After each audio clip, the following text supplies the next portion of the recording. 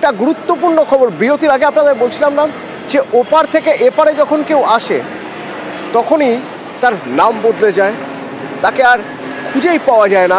তার কারণ নামের সঙ্গে সে তার পরিচয় বদলে ফেলে, নতুন তার পরিচয়পত্র তৈরি হয়ে যায়। ঠিক যেমন এই চয়ন বড়ুয়া কক্সবাজারে চয়ন বড়ুয়া ভারতে এসে পলাশ বিশ্বাস হয়ে গেল। তো এই পলাশ বিশ্বাস কিভাবে হলো? এত সহজে তো পরিচয় বদলানো যায় না, তার জন্য অনেক কিছু কাঠখড় পোড়াতে হয়। অমিত রয়েছে আমার সঙ্গে ফোনে। অমিত, কিভাবে চয়ন বড়ুয়া পলাশ বিশ্বাস হয়ে গেছে? প্রথমে তোমাকে জানাবো তনু, এই চয়ন বড়ুয়া কক্সবাজারের বাংলাদেশের নাগরিক। সে অসম সীমান্ত দিয়ে আমাদের দেশে প্রবেশ করে এবং সেখান থেকে দিল্লি, চেন্নাই ঘুরে কলকাতায় অবশ্যই মধ্যমগ্রামে এসে থাকতে শুরু করে এবং সেখানে থাকাকালীন এই পাসপোর্ট জালিয়াতির যারা চক্রী, যারা মাথা, সমরেশ বিশ্বাস তাদের সঙ্গে যোগাযোগ করে এবং সেখান থেকেই স্কুলের সার্টিফিকেট বা ভুয়ো মাধ্যমিকের জাল রেজিস্ট্রেশন এবং মার্কশিট বা রেজাল্ট তৈরি করা হয়। সেখানেই চয়ন বড়ুয়া হয়ে যায় পলাশ বিশ্বাস এবং ভুয়ো রেজিস্ট্রেশন হাতে পাওয়ার পর সেই ভুয়ো রেজিস্ট্রেশনকে কাজে লাগিয়ে, অর্থাৎ মধ্যশিক্ষা পর্ষদ যে আমাদের রেজিস্ট্রেশন দেয় সেখানে কিন্তু ডেট অফ বার্থ উল্লেখ থাকে। সেই ভুয়ো রেজিস্ট্রেশনকে কাজে লাগিয়েই একের পর এক ভারতীয় পরিচয়পত্র তৈরি করতে থাকে এই চয়ন বড়ুয়া ওরফে পলাশ বিশ্বাস। তৈরি করে ফেলে Aadhaar card, voter card, PAN card. তারপরে তার প্রয়োজন হয় বিদেশে যাবে কাজের উদ্দেশ্য নিয়ে। সেই জায়গা থেকে এই চক্রী, যারা পাসপোর্ট জালিয়াতি চক্রী, তাদের মাধ্যমেই জাল পাসপোর্ট তৈরি করে 2023 সালে ডিসেম্বর মাস নাগাদ এবং ভিসার জন্য ইতিমধ্যে সে আবেদন করে ফেলেছিল। এই জাল পাসপোর্ট জালিয়াতি তদন্ত নেবে তদন্তকারী আধিকারিকরা। এইরকম প্রায় 50টি বেশি পাসপোর্ট হোল্ডারদের চিহ্নিত করতে পেরেছেন, যাদের মধ্যে অনেকে ইতিমধ্যে টেস্ট চলে গিয়েছে। আসলে অমিত, ওপাশ থেকে এপাশে মানুষ চলে আসছেন প্রচুর পরিমাণে মানুষ। যারা আসছেন তাদের মধ্যে সংখ্যালঘুর পরিমাণ বেশি, অর্থাৎ ওদেশের সংখ্যালঘু মানে হিন্দুরা, তারা আসছেন বেশি করে। কেন না, তার কারণ সেখানে সংখ্যালঘুদের উপর যে পরিমাণ অত্যাচার হয়েছে, একজন মহিলা পুলিশ কর্মী, সেই মহিলা পুলিশ কর্মীর উপর অত্যাচার হয়েছে এবং কিভাবে অত্যাচার হয়েছে না, তাকে খুন করা হয়েছে, অভিযোগ উঠছে। এবং একের পর এক এই অভিযোগ যখন উঠছে সংখ্যালঘুদের উপর আক্রমণের, অত্যাচারের, ঠিক সেই রকম একটা জায়গায় বিভিন্ন কট্টরপন্থী নেতারা তারা ভারত বিদ্বেষ আরও বাড়িয়ে দিচ্ছেন। আর ইউনূস সরকারের প্রতিনিধিদের মুখে যুদ্ধজিগির। অশান্ত বাংলাদেশে আবার টার্গেট সংখ্যালঘু। এবার হিন্দু পুলিশ কর্মীকে খুনের অভিযোগ। মৃত মহিলা পুলিশ কনস্টেবল তৃষা বিশ্বাস মাদারীপুরের বাসিন্দা। পটুয়াখালী পুলিশ ব্যারাকে এই 22 বছরের তরুণীর ঝুলন্ত দেহ উদ্ধার। অবসাদের জেরে তরুণী আত্মহত্যা করেন বলে দাবি বাংলাদেশ পুলিশের, কিন্তু খুনের অভিযোগে সরব পরিবার। পটুয়াখালীতে হিন্দু পুলিশ কর্মী খুন।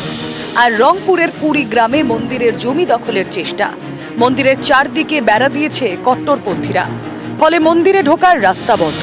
বিপাকে পড়েছেন সেখানকার সংখ্যালঘু হিন্দুরা। দিল্লি যেন এখন একটি সেই ফ্যাসিবাদের কেন্দ্রীয় কার্যালয়ে পরিণত হয়েছে। সুতরাং তারা বসে নেই, তারা নানা কায়দায় নানাভাবে তারা তাদের চক্রান্ত ষড়যন্ত্র অব্যাহত রেখেছে। সুতরাং এটাকে আমাদের সম্মিলিতভাবে মোকাবিলা করতে হবে।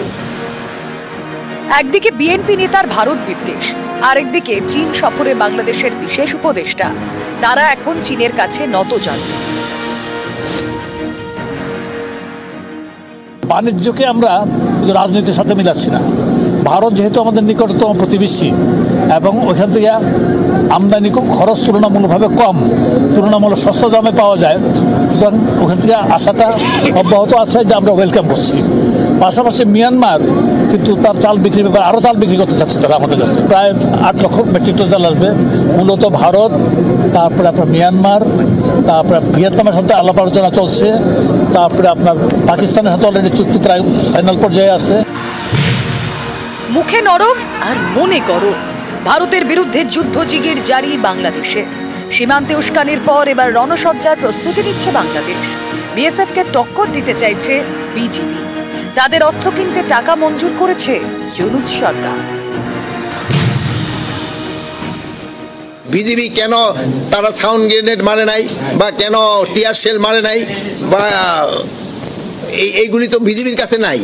যেহেতু বিজেপির কাছে তো সব লেথাল ওপেন, আপনারা দেখছেন যে চাঁপাইনবাবগঞ্জে বিএসএফ এর কাছে আছে, কিন্তু আমাদের বিজেপির কাছে নাই। এইগুলি কেনার জন্য ওদের আমরা পারমিশন দিয়ে দিয়েছি। নিউজ 18 বাংলা। ঠিক যেভাবে হেলে যাওয়া বাড়ি সোজা করার চেষ্টা হতে গিয়ে ভেঙে পড়েছিল বাঘাযতীনে, ঠিক একই রকমভাবে কামারহাটিতেও হেলে যাওয়া বাড়ি সোজা করার চেষ্টা করা হচ্ছিল। ভয়ঙ্কর ঘটনা ঘটতে পারত, একই রকম ঘটনা ঘটে যেতে পারত, তবে শেষমেশ শেষ রক্ষা হয়েছে।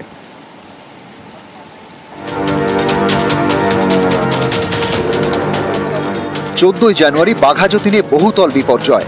হেলে পড়া বহুতল সোজা করতে গিয়ে বিপত্তি, বাড়িটি গোড়া থেকে ভেঙে পড়ে, পুরোপুরি হেলে যায়।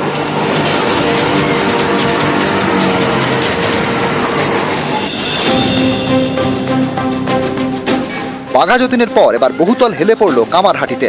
কামারহাটি পুরসভার 7 নম্বর ওয়ার্ড ধোবিয়া বাগান এলাকা, এখানেই তৈরি হচ্ছে বহুতল।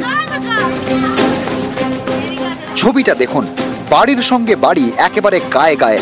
স্থানীয়দের দাবি, নির্মীয়মান এই বহুতলটি অনেকদিন ধরেই হেলে পড়েছে।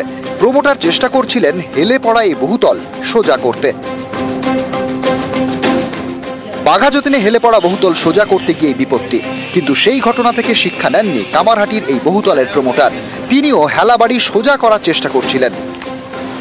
बिल्डिंग बना अभी 6 महीना नहीं हुआ, अभी इसको लगा करके सीधा कर रहा है, टेढ़ा कर रहा है वो लोग। ये तो बगल में हम लोग रखते हैं, कब गिर जाएगा। हमारा बच्चों लोग स्कूल है बगल में, वो लोग पढ़ते हैं, कब किधर डर तो लगेगा ही लगेगा। कब उलट जाएगा कोई ठीक है। হেলা বাড়ি সোজা করার চেষ্টা হচ্ছে, এই খবর পেয়ে মঙ্গলবার তৎপর হয় কামারহাটি পুরসভা। বন্ধ করে দেয় বহুতলের যাবতীয় কাজ।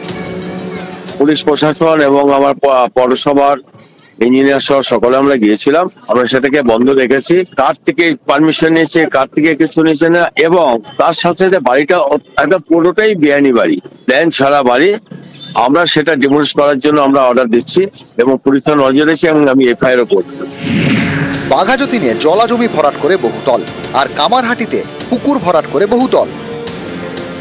একটু মানে হয়েছিল, ওই বিল্ডিংটা দেখা হয়েছিল, তারপরে ওইটা মানে ওকে লাগিয়ে আমি আর সিধা করছি কি যদি পৌরসভা বলবে পরে ভেঙে দিতে, তাহলে আমরা বিল্ডিংটাই ভেঙে দেবো, কোনো আমাদের অসুবিধা নেই। আমরা জানলাম না ওইখানে বাড়ি ছিল, তো আমরা ভাবলাম ভালো জানি, ওটা আগেকার পুকুর ছিল ওইখানে। এখানেই অনেকের প্রশ্ন, পুকুর ভরাট করে বহুতল হচ্ছিল কিভাবে? কিভাবে পুরসভা ছাড়পত্র দিল? হেলে পড়া বাড়ি সোজা করার অনুমতিই বা কে দিল?